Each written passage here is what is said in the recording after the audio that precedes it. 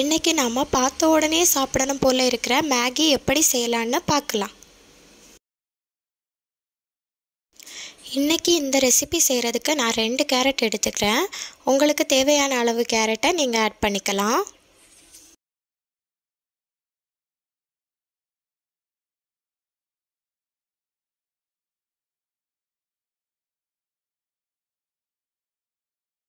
ரொம்ப சின்ன சின்ன பீசஸாக கட் பண்ணால் டேஸ்ட்டும் சூப்பராக இருக்கும்.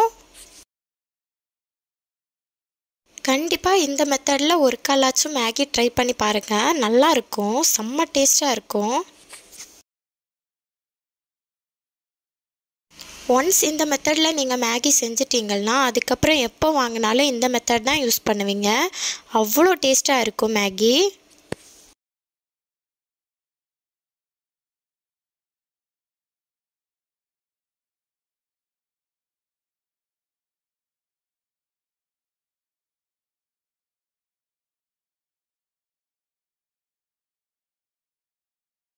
கேரட் மொத்தமாக குட்டி குட்டியாக அழகாக கட் பண்ணி எடுத்துக்கிட்டேன்.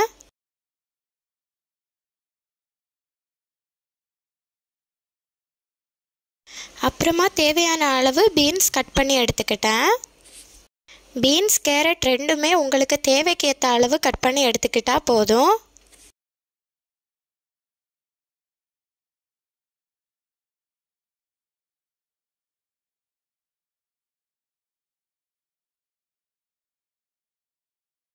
நான் மொத்தமாக ஒரு 4-5 பீன்ஸும் 2 கேரட்டும் சேர்த்துக்கிட்டேன். அப்புறமா நான் கட் பண்ணிக்கிட்டதை எல்லாம் எடுத்து ஒரு பாத்திரத்தில் தண்ணி ஆட் பண்ணி அந்த தண்ணியில் இதை சேர்த்துக்கிட்டேன். நான் நல்லா வாஷ் பண்ணி தான் கேரட் பீன்ஸ் ஆட் பண்ணிக்கிட்டேன். நீங்கள் வாஷ் பண்ணலைன்னா கண்டிப்பாக வாஷ் பண்ணி ஆட் பண்ணிக்கோங்க. அப்புறமா ஸ்டவ் ஆன் பண்ணிக்கிட்டேன். கட் பண்ணி எடுத்துக்கிட்டதை எல்லாத்தையும் வேக வைக்கிறேன்.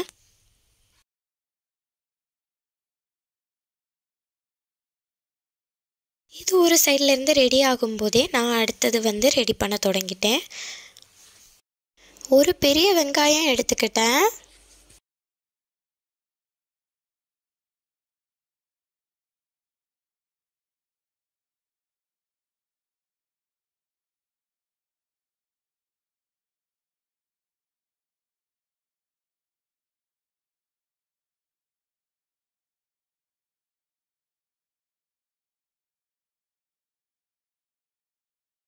அப்புறமா 4 பச்சை மிளகாய் எடுத்துக்கிட்டேன். உங்கள் காரத்துக்கு ஏற்ற மாதிரி நீங்கள் ஆட் பண்ணிக்கலாம்.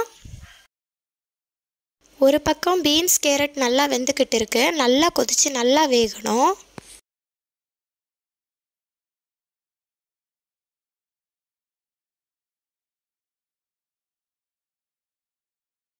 நான் பீன்ஸ்க்கும் மிளகாய்க்கும் டிஃப்ரெண்ட் தெரியறதுக்காக நீளமாக கட் பண்ணி எடுத்துக்கிறேன்.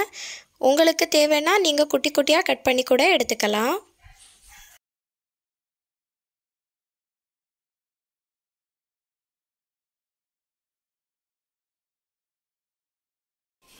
ரெண்டு தக்காளி எடுத்துக்கிட்டேன். அதையும் ரொம்ப குட்டி குட்டியாக கட் பண்ணி எடுத்துக்கிட்டேன்.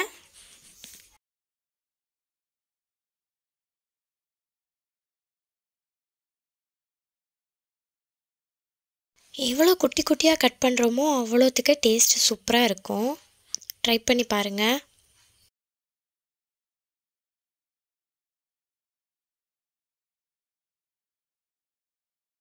இன்னொரு பக்கம் பீன்ஸ் கேரட் நல்லா கொதித்து வெந்துக்கிட்டே இருக்கு.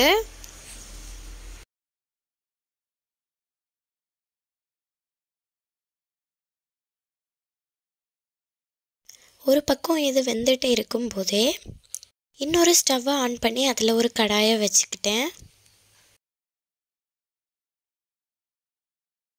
கடாயில் தேவையான அளவு எண்ணெய் ஆட் பண்ணிக்கிட்டேன்.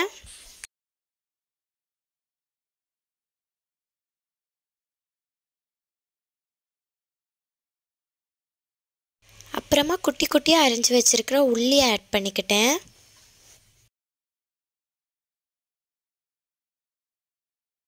உள்ளி நல்லா வேக வைக்கணும், அப்போ தான் டேஸ்ட்டு சூப்பராக இருக்கும். உள்ளி நல்லா வதக்கி நல்லா நிறம் மாறினதுக்கு அப்புறமா தான் தக்காளி ஆட் பண்ணணும்.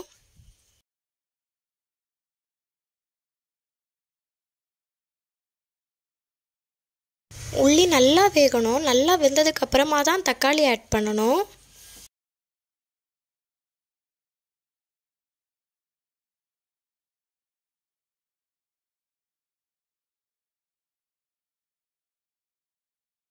இந்த டைமிங்கில் நான் பச்சை மிளகாயை ஆட் பண்ணிக்கிட்டேன்.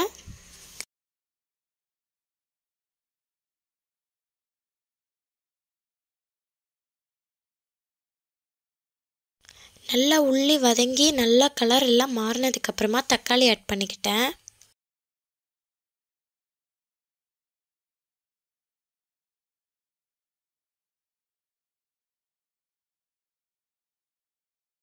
ரெண்டையும் சேர்த்து நல்லா வதக்கி எடுத்துக்கிட்டேன்.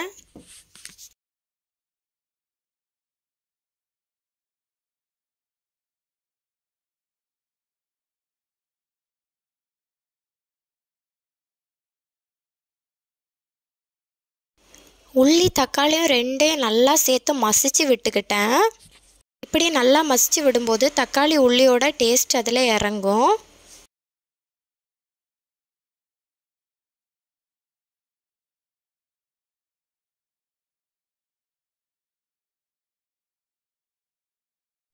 அப்புறமா நான் வேக வச்சுருந்த பீன்ஸ் கேரட்டை இதோட ஆட் பண்ணிக்கிட்டேன்.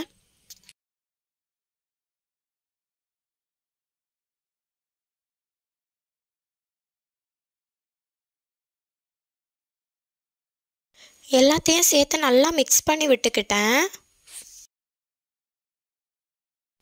இந்த ஸ்டேஜில் கொஞ்சமாக மஞ்சள் பொடி ஆட் பண்ணிக்கிட்டேன் நான்.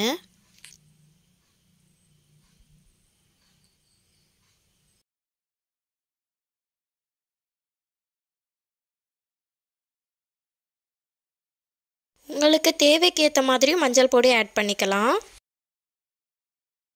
தேவைக்கு ஏற்ற மாதிரி மிளகாய் தூள் ஆட் பண்ணிக்கிட்டேன். காரத்துக்கு ஏற்ற மாதிரி மிளகாய் தூள் ஆட் பண்ணிக்கலாம். கொஞ்சமாக உப்பு ஆட் பண்ணிக்கிட்டேன். அப்புறமா மேகி மசாலா ஆட் பண்ணிக்கிட்டேன்.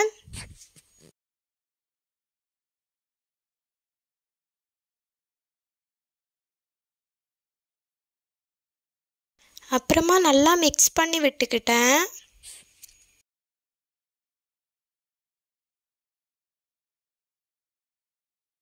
நான் மொத்தமாக 4 மேகி பேக்கெட் எடுத்துருக்கிறேன். அதுக்கு 8 கப் தண்ணி ஆட் பண்ணிக்கிறேன்.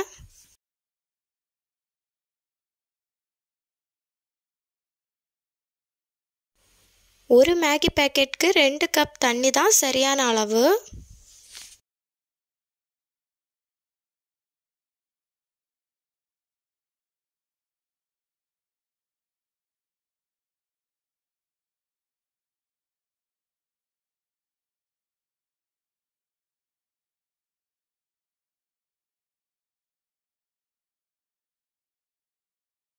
நான் மேகி ரெசிபிக்கு 4 பேக்கெட் மேகி யூஸ் பண்ணியிருக்கேன்.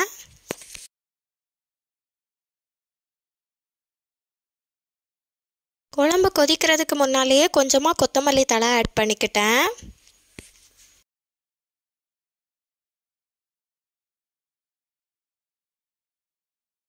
கொத்தமல்லி தழை கண்டிப்பாக ஆட் பண்ணிக்கோங்க, அதுதான் நல்ல ஃப்ளேவர் கொடுக்கும்.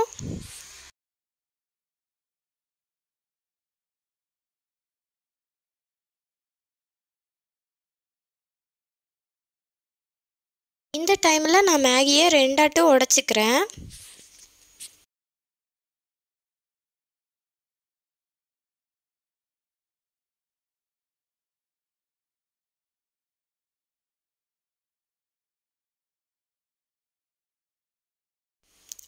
இப்போ பாருங்க தண்ணி நல்லா கொதிச்சிடுச்சு.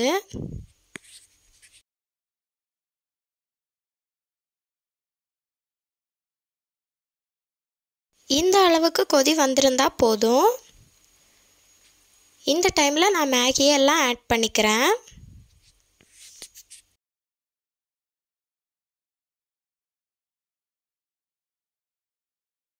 மேகியெல்லாம் ஆட் பண்ணி முடிச்சுட்டு லைட்டாக கிளறி விட்டுக்கிட்டேன்.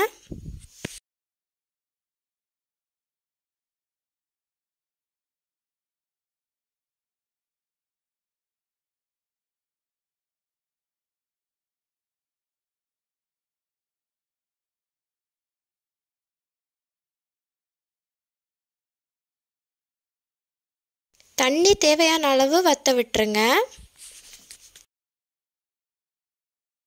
இப்போது தண்ணி தேவைக்கேற்ற அளவு வற்றிடுச்சு. இது கரெக்டான பக்குவம். இந்த டைமில் நான் கொஞ்சமாக உள்ளி டெக்கரேட் பண்ணுறதுக்காக ஆட் பண்ணிக்கிட்டேன்.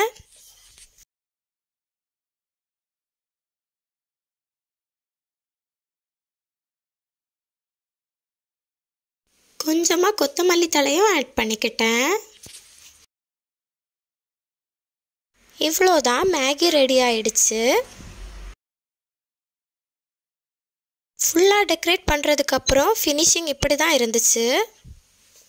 கண்டிப்பாக எல்லாரும் வீட்டில் ட்ரை பண்ணி பாருங்கள்.